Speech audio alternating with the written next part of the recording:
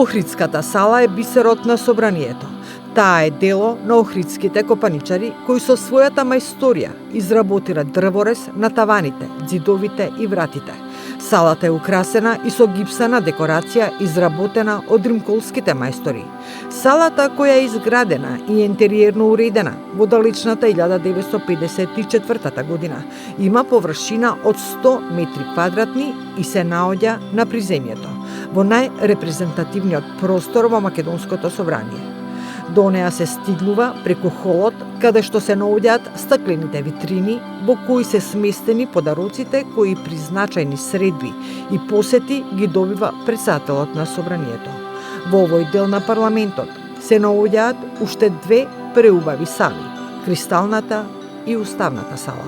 Во нашиот фокус е Охридската сала, простор кој единствено го користи претседателот на собранието, кога секој понеделник одржува состанок со подпредседателите на собранието, генералниот секретар и координаторите на претеничките групи. На овие средби се договараат настаните и активностите што треба да се одржат во текот на работната недела.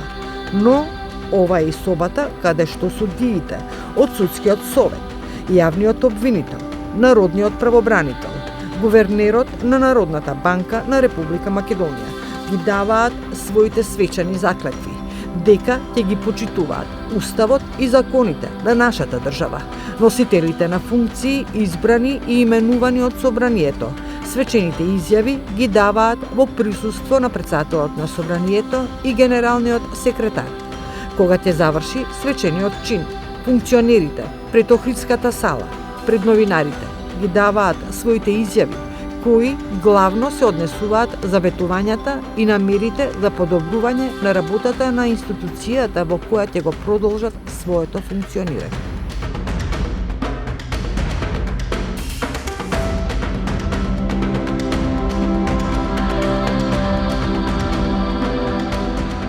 За да влезете во Охридската сала, треба да ги отворите тешките дрвени врати. И секако дека секој добронамерник може лесно да го стори тоа, затоа што се изработени со душа од охридските копаничари, а душата во оваа соба весело лебди, бидејќи од сите страни е обколена со убавина. Резбата е насекаде, и на левата и на десната страна, и напред и назад, и горе и доле. Прегрнати сте со најубаво изработениот длаборез во меко ореово дрво, од мајстори на традиционалната резбарска школа од Охрид. Силен е впечатокот кога ги гледате изрезбарените битки на комитите со турските аскери.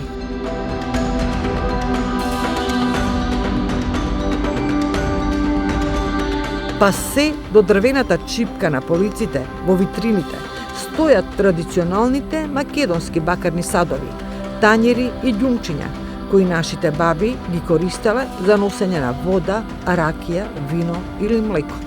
Овие садови имаат традиционално и историско значење на нашата културно богата држава.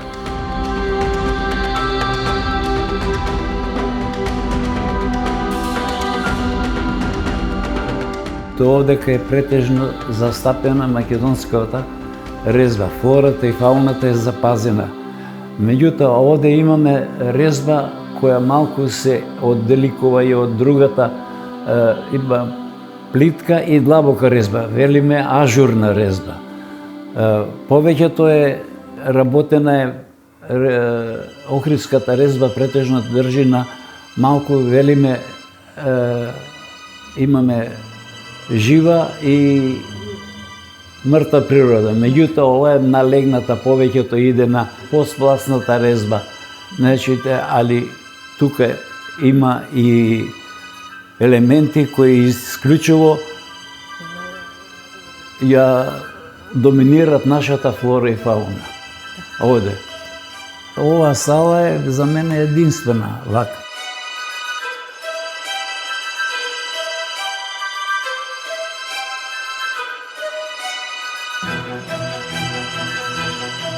Овдека гледаме вазна, потоа гледаме маш, каде што свири на гусла. Горе гледаме жена, каде што полни вода. Ги гледаме и македонските символи, Да. христијанските символи и така натаму. Дали вазната често ја гледаме во македонската резба? Што означува таа? Па таа означува сегде во Македонија во сите домови имаме вазни кои одгледуваат неговот цвеќиња. И затоа е застапена и вазната. Вазната е извор на резбата која вегетира, која живее и се протега низ целиот елемент овој. Да. Тука имаме, како реком, имаме и густар, да, значи охристскиот дел е застапен за мене, каде се свири, има и одредени фестивали, песни.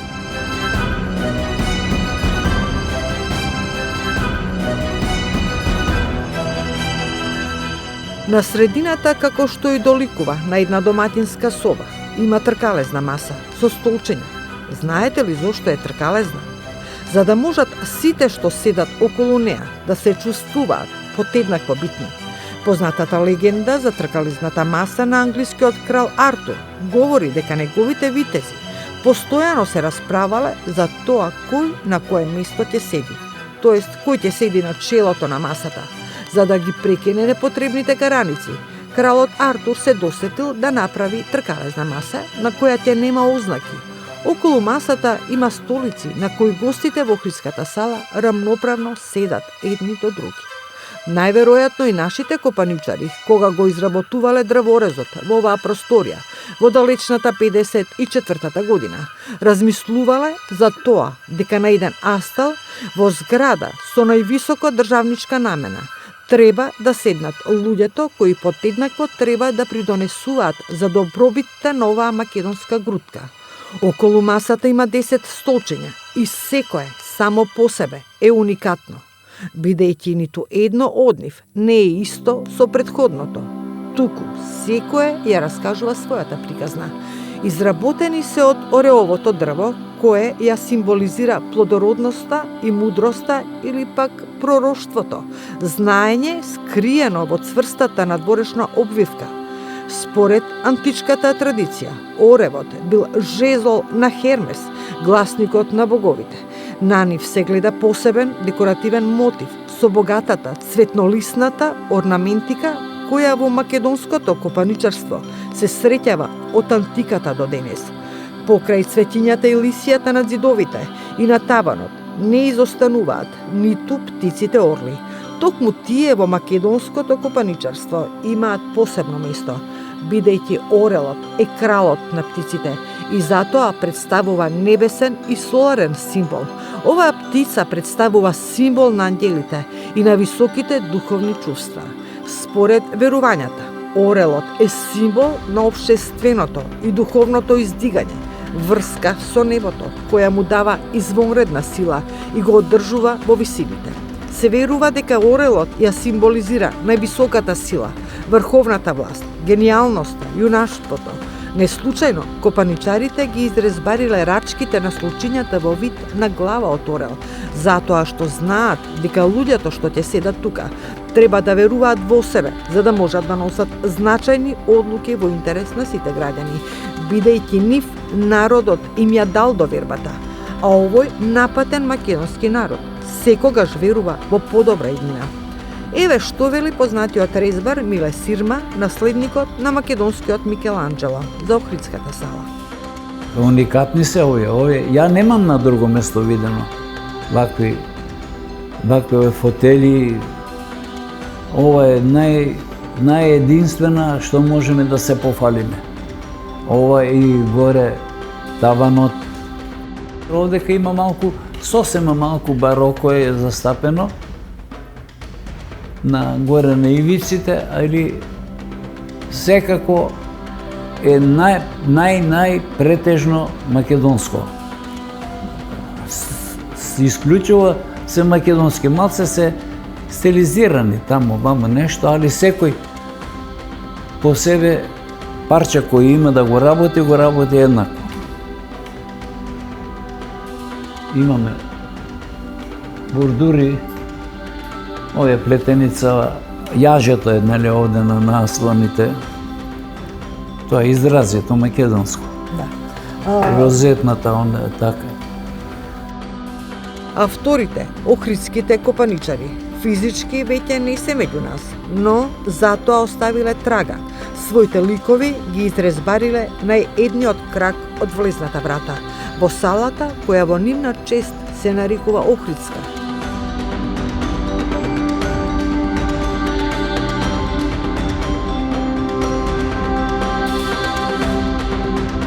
Ова се ликовите на охридските мајстори кои излегле од прочуената Охридска резбарска школа.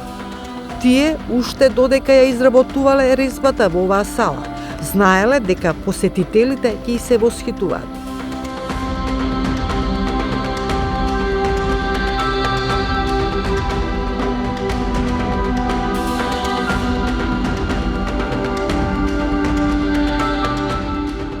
А на останатиот дел од масивната врата, сликовито е изработена резба која ја опишува борбата на македонските востаници во периодот на османлинското робство.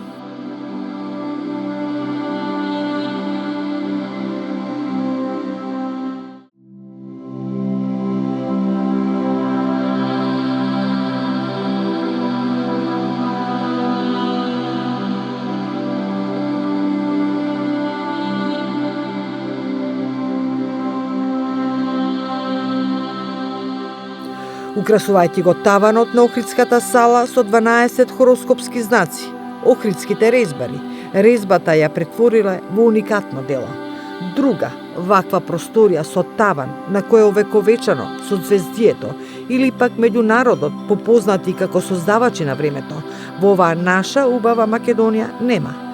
Тие се совршено изрезбарени во плитка и длабока резба, збогатени со испреплетени дабови лисја, разни видови цветиња, цветиња во вазни, винова лоза, цветови од калинка, класје. Во резбата се аплицирани и други различни геометриски, вегетабилни и зооморфни стилизирани мотиви, втемелени на народната уметност и традиција. Сите овие символи имаат длабоки пораки, например дабот и дабовиот лист. Уште во античкото време, македонскиот народ го обожувал и го сметал за символ на стаменост и постојаност. Дабот е символ на моќ, издржливост, долговечност и благородност. Во Охридската сала цвеќето го има во изобилие. Тоа представува символ на убавината, особено женската, духовно совршенство, божествен благослов, пролет, младост, добрина. Цвеќето представува лаконски символ на природата, на неограниченоста на совршенството, амблем на кружното движење, на раѓањето, животот, смртта и препородот. На зидовите во Охридската сала од вазната извираат букети со цвеќе. Токму таа во македонската копаничарска традиција се користи од давнина, бидејќи представува извор на живот, изобилие на род и плодови. Понекогаш вазната се споредува и со матката на мајката, од каде се формира новото раѓање. Тука е и вкусното зрнесто здраво овоше, калинката, на кое во дамнешни времења му се припишуваат чудотворни дејства. Представува сила, плодородие и моќ. Меѓу старите римјани уште е позната и како картагинското јаболко. Калинката главно представува символ на плодноста, поврзана со љубовта, бракот, многодетноста. Меѓу целата оваа совршено изрезбарена цветнолисната орнаментика. Во Охридската сала свое место има и виновата лоза. Представата за виновата лоза го заменува приказот на водата од Божиот извор и преку алузијата на крвта на Спасителот го прикажува изворот на верата, Христос. Таа е преземена од постарото античко сликарство, во чиј репертоар спаѓаат нејзините чести илустрации во декорацијата на светите храмови. Преку виното како символ на Христовата крв, представата за виновата лоза се поврзува со воскресението, спасот и рајот каде одат душите на верниците. Содржејќи ја во себе воскреснетата символика, лозата поприма значење на символ на бесмртноста.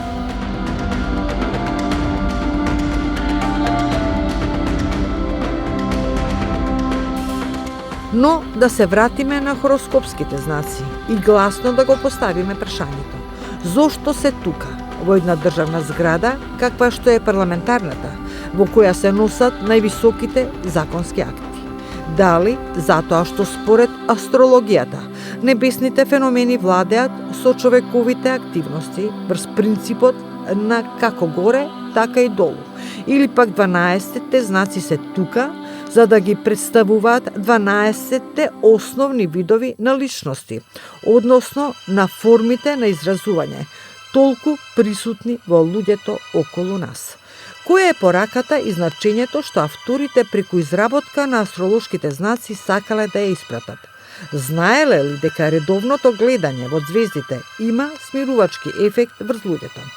Тогаш, можеби, и тоа е едно од многуте причини зошто копаничарите издлабиле астролошки знаци во сала наменета за политичари.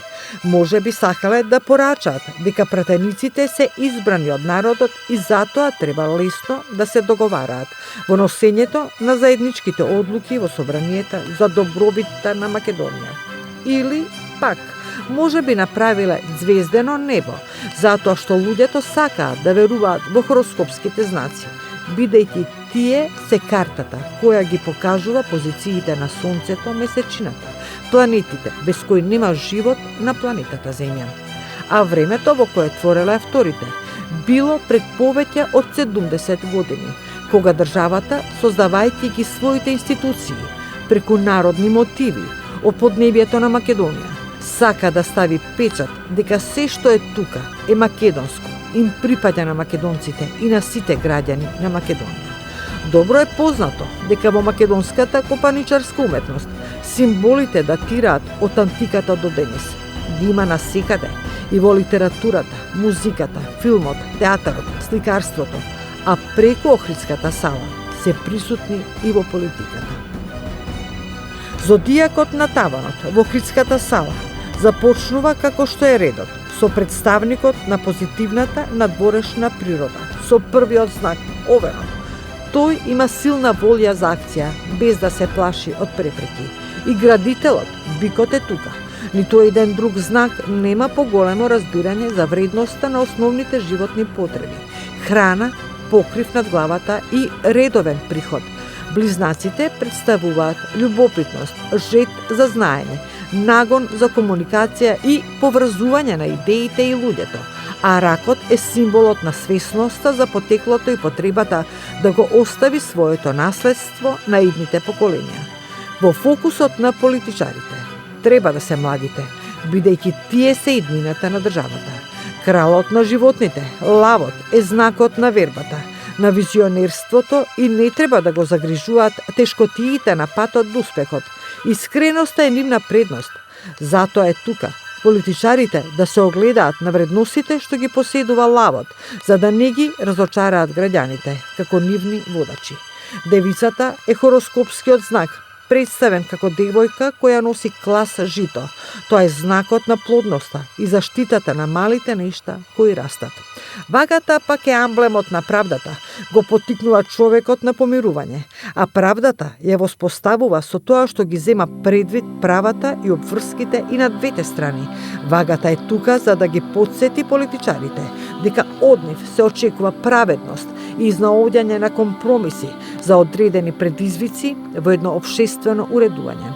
Скорпијата има чудесна меморија, не заборава неправда, ниту пак љубезност. Преку Скорпијата е представен човекот кој се соочува со кризите на вербата и потпаѓа во разни искушенија, ја носи пораката дека политичарите треба да се подготвени во секое време за трансформација.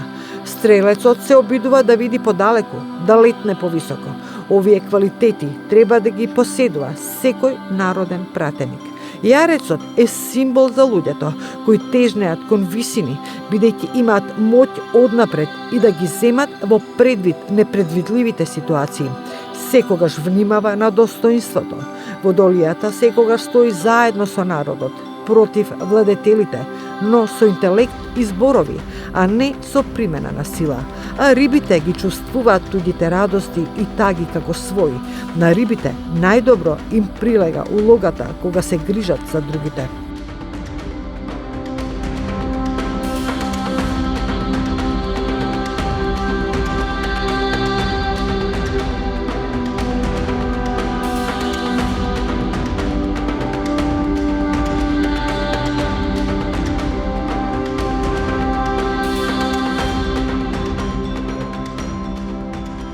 Сега, навистина, тешко е да се симнеме во реалноста, откако созвездието ја покажа целата моќ, бидејќи овде, резбарите на символите, гледале како на елементи со најразлични форми кои постојат и во науката и во уметноста. Но, тука во Охридската сала, има и други символи кои ја одразуваат македонската култура, која го покажува националниот идентитет. Како што пишуваат браќата Јане и Злате Крстевски во својата книга насловена како Символи во македонското копаничарство. Бесконечната разноликост на символите представуваат шифрирани загадки, што е единствен начин да се каже нешто што не може да се соопшти со говорот. Символите во копаничарството се азбуката, композицијата, однив е писмото, појаснувањата, речникот на старите и на сегашните копаничари, пишуваат браќата Крстевски. Па така символите не се само на таванот, туку охридските мајстори со символи ја прекрила целата Охридска сала.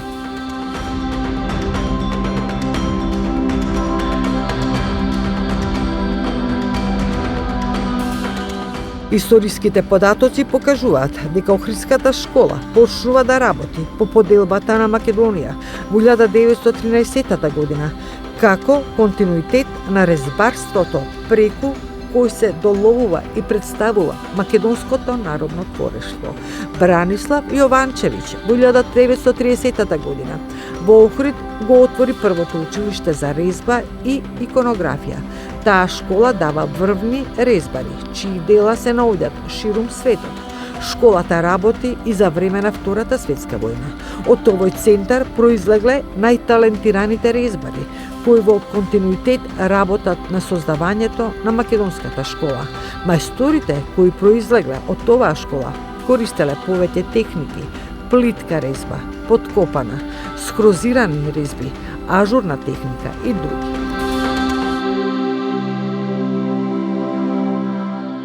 Е токму во Охридската сала, целата таа декорација е применета. Охридската сала е сликата и одликата на умешноста на охридските резбари и нивната посветеност просторијата да изгледа онака како што изгледа низ годините до ден денешен.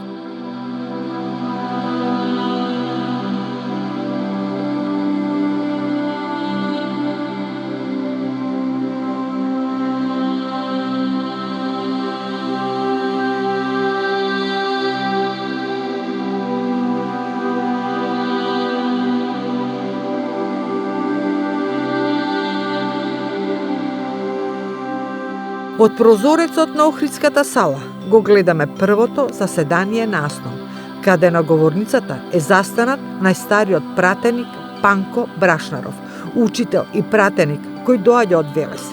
И гордо го почнува првото заседание на АСНОМ, кое се одржало на 2 август 1944 година во манастирот Свети Прохор Пчински. Композицијата на споменикот се состои од 10 бронзени скулптури на делегатите на седницата Кирил Петрушев и Емануел Чучков. Тие се ракуваат Тихомир Милошевски, Тодор Стојанов, Киро и Веселинка Малинска стојат, додека Бане Андреев, Методија Андонов Ченто и Михајло Апостолски седат. На седницата биле усвоени обележјата со кои АСНОМ бил прогласен за врховен, законодавен и извршен представнички орган и највисок орган на државната власт во демократска Македонија. Се воведе македонскиот јазик за службен јазик во македонската држава. Илинден бил прогласен за национален и државен празник. Биле прифатени одлуките на второто заседание на АВНО и ја одобри работата на Генералниот штаб на Народно-ослободителната војна и вооружените сили на Македонија.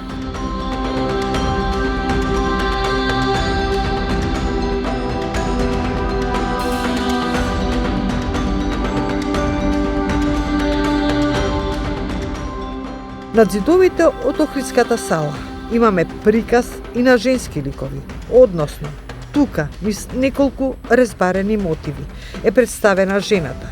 Жената како така е платно, а на оваа страна сликовито се прикажани и други женски ликови, како извршуваат домашни обврски. Но излабените слики ја покажуваат покорноста и почитта на жената кон мажот. Таа седи покрај неговите нозе. Тука символично е насликан тешкиот и макотрпен живот на македонскиот народ, представен преку резби од жени ткајачки и земјоделки кои целото време го посветувале на доматинството и желбата за благосостојба во семејството. Во дел од резбарените елементи, охридските резбари ни го пренесуваат духот и убавината не само на жените од Охридскиот крај, туку и на градот Охрид кој од памтивек ја носи во себе, заедно со Охридското езеро, кое е најстарото во Европа. Уметничките души преку резбата ги опишале машките и женски ликови, со потенцирање на ликот на жената од Охридскиот крај. За убавината на Билјана напишана е и познатата стара македонска песна. Билјана платно белеше, а приказните и преданијата за нејзината убавина датираат уште во старо време, во древниот град Охрид, каде живеела преубавата мома Билјана. Таа била толку убава, што сите застанувале да ја погледнат нејзината убавина. Еден ден отишла Билјана кај изворите да го бели платното, откако го избелила платното во бистрите изворски води. Го пружила на белиот песок да се суши.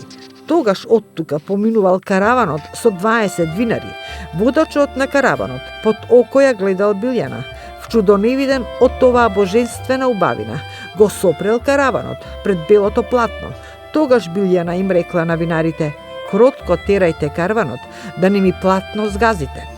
Овие зборови на Билјана се вткаени во преубавата стара македонска песна, но и овде во резбите на охридските мајстори.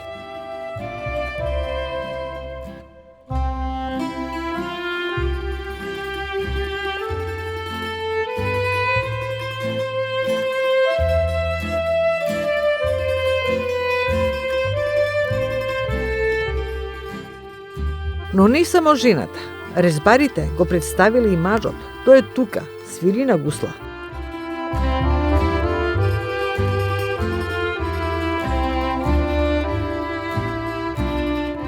На почетокот ги споменуваме вратите и изрезбарената борба меѓу комитите и османлиите.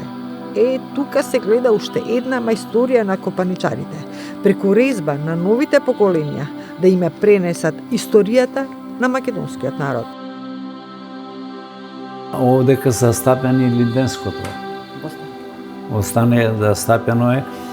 Тука се претежно е флората со разиграни птици, коњи, каде обележува животот и на нашите добри револуционери. Резбата е исклучиво длабока резба, ажурна. Малце морам да речам ажурна резба, затоа што е таа преплетена и прилично е тешка за работа.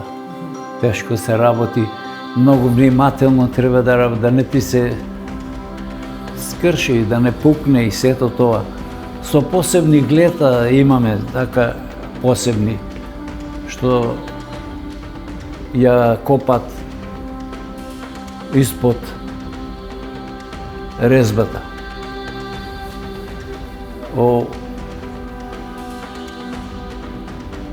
Морам да речам овде, да. Лисија, За каква лисија? цветови, ружи, па недека фаќа винова лоза, као винова лоза и дабовиот лист. Дабовиот лист, не само неам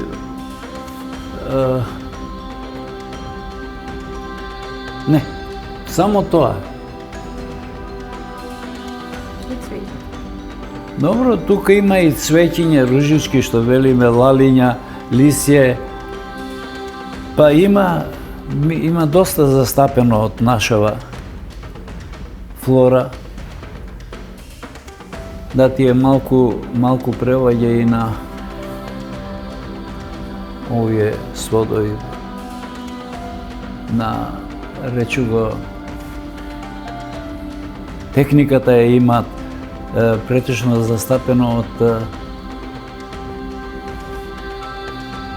македонско отворешто. Тоа кај нас македонците е вродено да имаме вакви спирални сводови, витканици, речено на македонски, преплетени, едно преку друго, едно испод и така. Тоа е многу убава работа, богата работа е ова. Ама многу тешко е. Ова со години е работено, ја не може да одгонетнам колку години е правено. Тешка резба. Тешка е ова. Ова ретко више да се повтори. Богатство е ова на Македонија. Така. Ова го нема нигдека. Не, слободно го кажувам, ние сме единствени во Македонија кои работиме ваква резба.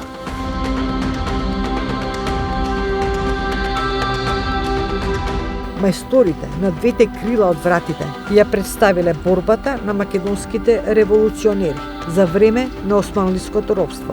Совршено изрезбарените детали од востаничките борби на македонските востаници даваат јасна слика за храброста на младите македонски синови востаници, кои сакаат да му донесат слобода на македонскиот поробен народ, водени од својот вековен идеал за слобода и своја автономна држава. Македонскиот народ и народите кои живеат во Македонија одлучиле храбро да се кренат на востание против силната османлиска држава, свесни дека било која одлука да ја донесат, последиците ќе бидат тешки и дека нивните шанси да му се спротивстават на далеку помотниот турски аскер се речиси никакви. Сепак решиле да се кренат на востание, иако слабо вооружени, само со пушки малихери. Македонските востаници тргнаа против далеку побројниот и помотен турски аскер да ја освојат слободата. Во очајната нерамна борба, мнозина млади луѓе ги положија јуначки своите коски. Умреа со извикот слобода или смрт, борејќи се до последната капка крв, за на крај да се случи тоа во кое никој не веруваше. Го поразија многобројниот турски аскер и ја создадоа првата република на Балканот. Веста дека на Балканот се роди прва република го обиколи светот. Крушевската република беше символ на слободата и на остварувањето на вековните идеали за своја самостојна, независна, суверена и автономна држава. Оваа историска вистина е изрезбарена од охридските копаничари на овие врати, кои тука гордо стоят за да можат новите генерации да ја видат, а новите генерации со години имаат можност да го посетат законодавниот дом и да ги слушнат овие зборови на нивните предци, кои барајќи слобода и правда покажале цврста волја.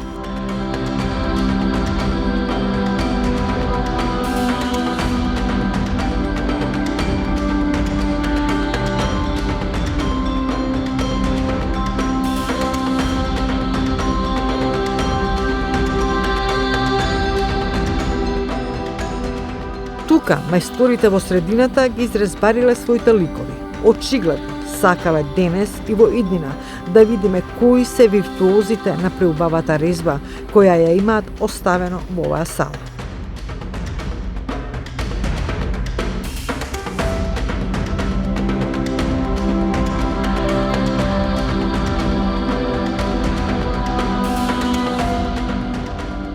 Освен што сте обколени со преубавата резба, Охридската сала ја красат и бројни други украсни предмети, како што е часовникот на ѕидот, кој исто така е изработен во резба во ореово дрво.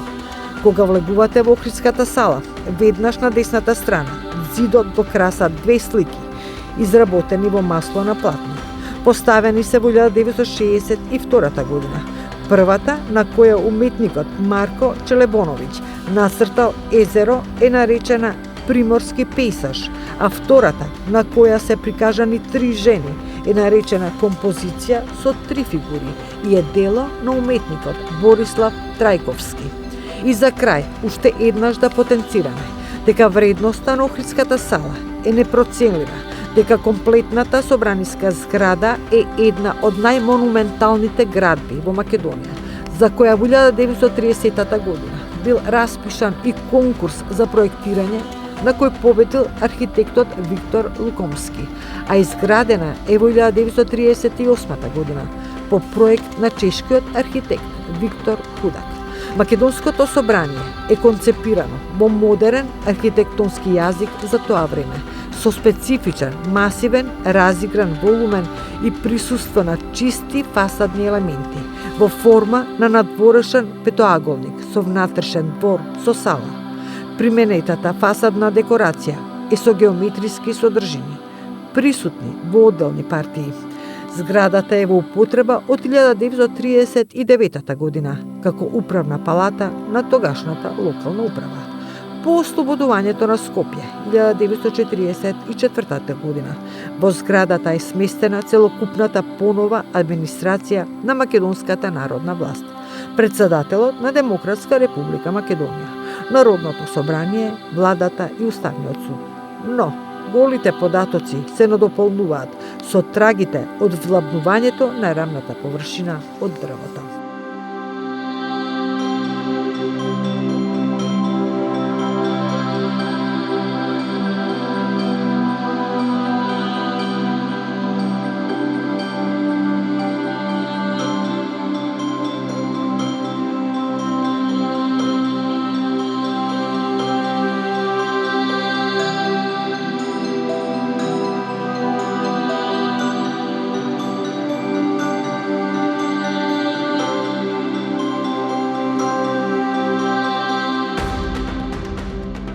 Ова го потврдува фактот дека корените на македонското копаничарство се многу подлабоки и затоа секоја генерација треба да запамети, да го цени и негува копаничарството како древна македонска уметност, за тоа да не изумре. Новите генерации се тие кои треба да ја видат оваа уметност, која со својата совршена уникатност ја отсликува македонската култура. Со тоа ќе ја сватат и пораката на основата на копаничарската мисија – зачувување на македонскиот идентитет.